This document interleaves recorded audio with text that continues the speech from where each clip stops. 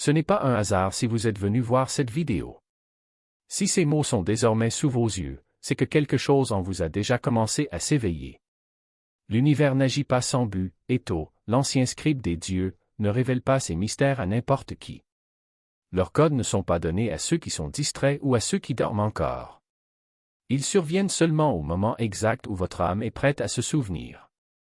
Et si vous êtes ici, c'est que le moment est venu. Mais sachez, ce que vous allez entendre n'est pas un divertissement. Ce n'est pas simplement un autre concept spirituel à garder à l'esprit et à oublier demain. C'est un code vivant, une force scellée depuis des millénaires dans des symboles, des rituels et des paroles sacrées.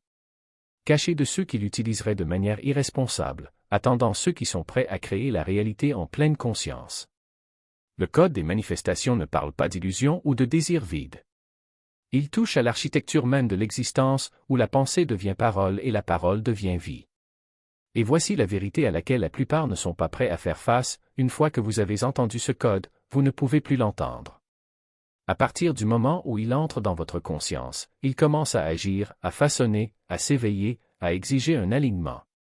Certains l'ignoreront et continueront à vivre en pilote automatique. Mais d'autres, les élus, sentiront cette vibration résonner dans leur poitrine.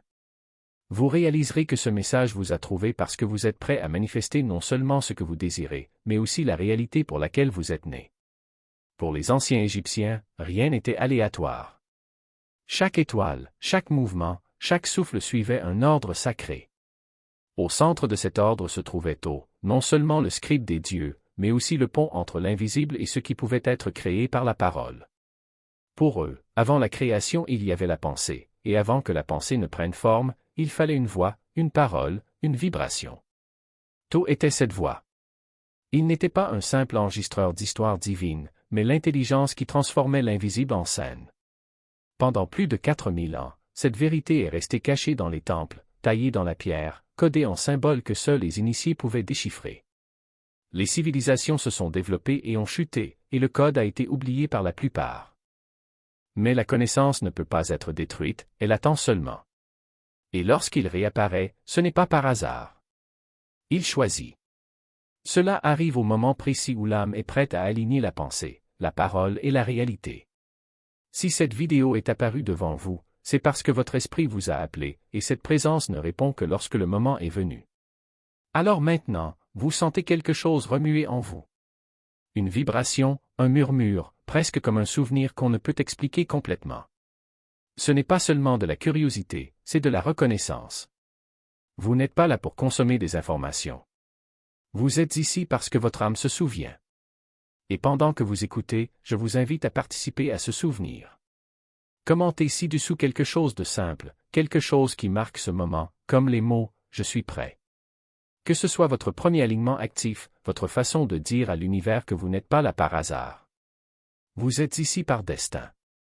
Les Égyptiens n'ont jamais cru que le monde était né du chaos ou du hasard. Pour eux, rien n'est arrivé sans intention. Les rivières coulaient en rythme, chaque étoile suivait un chemin, chaque souffle faisait partie d'un schéma divin. Et au centre de ce modèle se trouvait Tho. Il était plus qu'un dieu. C'était le principe vivant qui traduisait la pensée divine en forme parlée, le pont qui rendait l'invisible inévitable. Pour les anciens, parler était créé, et Tho était le gardien de cet acte sacré. Pensez-y, pour que quelque chose devienne réel, cela commence par une pensée. Mais une pensée seule reste une ombre, intangible. Pour franchir la frontière et se matérialiser, il faut qu'elle soit prononcée, nommée, vibrée. C'est le mystère que Tho portait. La connaissance que les mots ne sont pas seulement des symboles de la réalité, mais aussi des outils qui lui donnent forme. Lorsque vous parlez sans en être conscient, vous dispersez de l'énergie. Mais lorsque vous parlez avec présence et alignement, vos mots deviennent le modèle de votre existence même. Par conséquent, Tho était également lié au temps non pas à l'horloge que nous poursuivons dans la vie quotidienne, mais au temps sacré, l'instant exact où quelque chose est mûr pour naître. Et c'est là que le code commence à vous chuchoter. Si le rôle de Tho était de mesurer les rythmes et de stocker les fréquences, alors le code qu'il a laissé vit toujours en vous. Chaque fois que vous parlez, chaque vibration que vous émettez, vous écrivez dans votre propre livre de Tho. La question est, écrivez-vous du bruit ou écrivez-vous le destin? Restez avec moi, car ce que vous êtes sur le point de découvrir est la clé pour transformer chaque mot que vous prononcez en une force capable de recréer la réalité. Vous avez entendu la phrase « Au commencement était la parole, et la parole était avec Dieu, et la parole était Dieu ». Pour la plupart, cela ressemble à un verset poétique de l'Évangile de Jean. Mais ce que presque personne ne réalise, c'est que cette phrase n'est pas chrétienne à l'origine. C'est un écho, une vibration lointaine de quelque chose de beaucoup plus ancien, quelque chose que les Égyptiens connaissaient des milliers d'années auparavant. Pour eux, le mot n'était pas une métaphore. C'était un principe vivant, une force consciente qui transforme l'intention en réalité. Éto était le gardien de ce mystère. Maintenant, révélons un secret que le monde a transformé en plaisanterie. L'expression « abracadabra ». Aujourd'hui, quand les gens l'entendent, ils pensent à la magie scénique, aux lapins sortant de leur chapeau. Mais en fait, ce mot vient de l'araméen ancien, « avracadavra », qui signifie « je crée pendant que je parle ». Imaginez. Ce que nous considérons aujourd'hui comme des jeux d'enfants était autrefois un code sacré, une formule de manifestation. Dans les écoles occultes, il était écrit sous la forme d'un triangle inversé, les lettres disparaissant ligne par ligne jusqu'à ce qu'il ne reste plus qu'un point, symbolisant la condensation de la création dans l'essence de la conscience. Ce n'était pas un piège. C'était la géométrie, la vibration, l'alignement. Et c'est là que les chemins se croisent. Égypte, tradition araméenne, Kabbale, Pythagore. Différentes cultures, même vérité. La parole n'est pas seulement une expression, elle est une activation. Les Égyptiens l'appelaient Eka. Les Hébreux, de la Kabbale reçoivent. Les mystiques, de la géométrie sacrée. Tous pointant vers la même loi, l'univers ne répond pas à vos désirs, mais à votre fréquence. Le code de Thoth ne consistait pas seulement à écrire, mais à coder les vibrations. Et si vous comprenez cela, vous commencez à réaliser que vos mots ne sont pas des sons inoffensifs. Ce sont des graines, ce sont des sorts. Ce sont les chaînes qui sculptent la réalité que vous vivez au quotidien.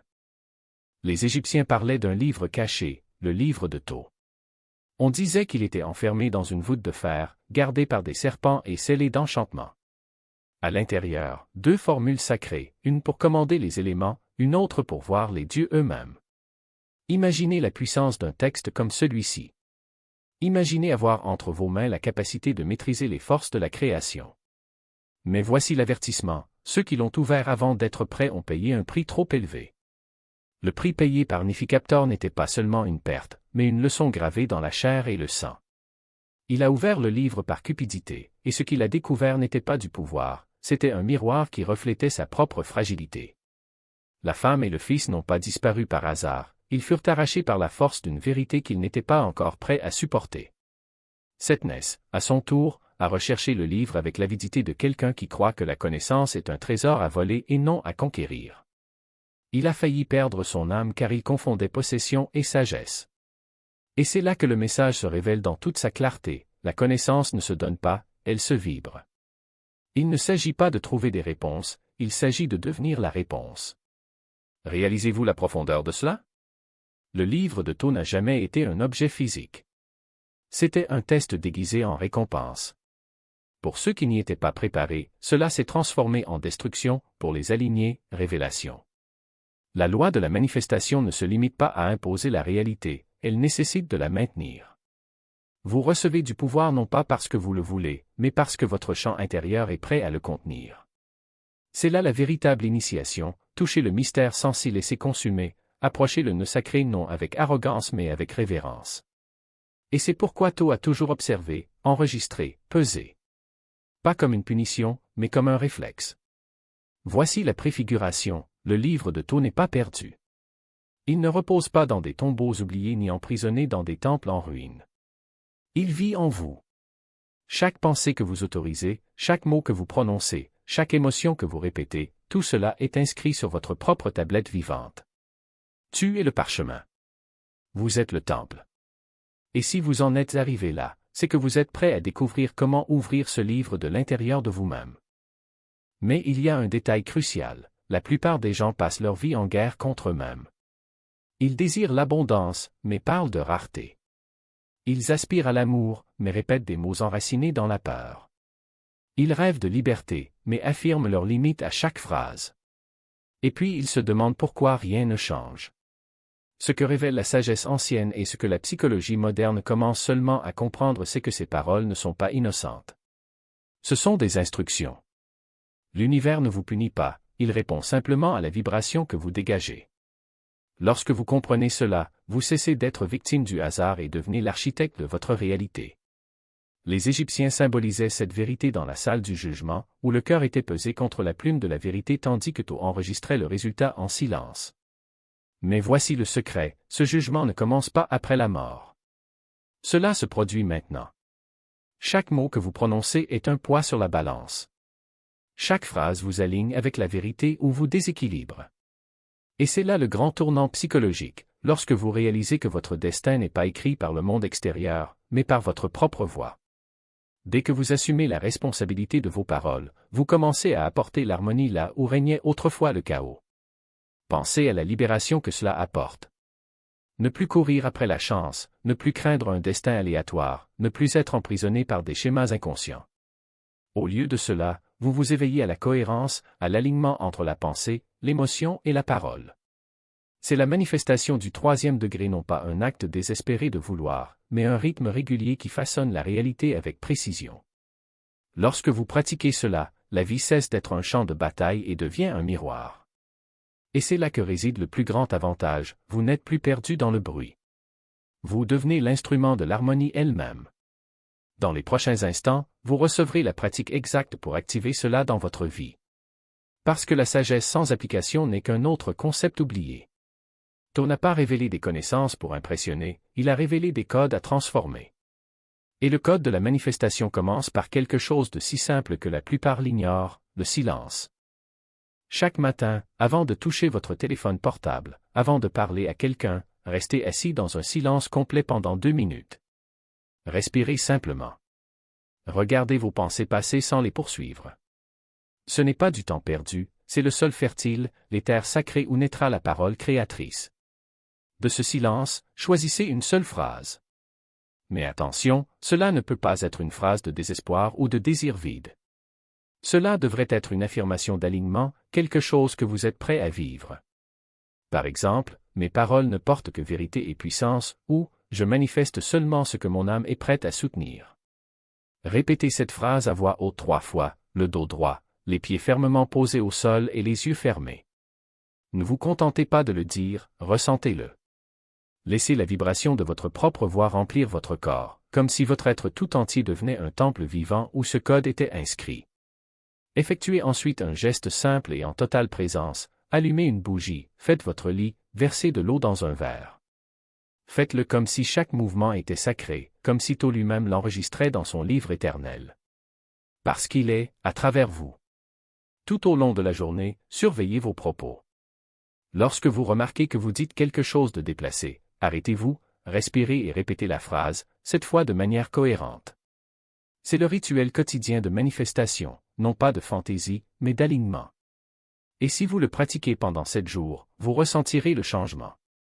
Subtil au début, indéniable par la suite. Votre parole ne sera plus du bruit. Cela deviendra une création. Cela deviendra le destin. Vous n'avez pas trouvé cet enseignement par hasard. Si vous en êtes resté jusqu'ici, c'est que le code de Thoth a déjà commencé à s'écrire en vous. Chaque mot qu'il entendait n'était pas seulement une information, c'était une activation.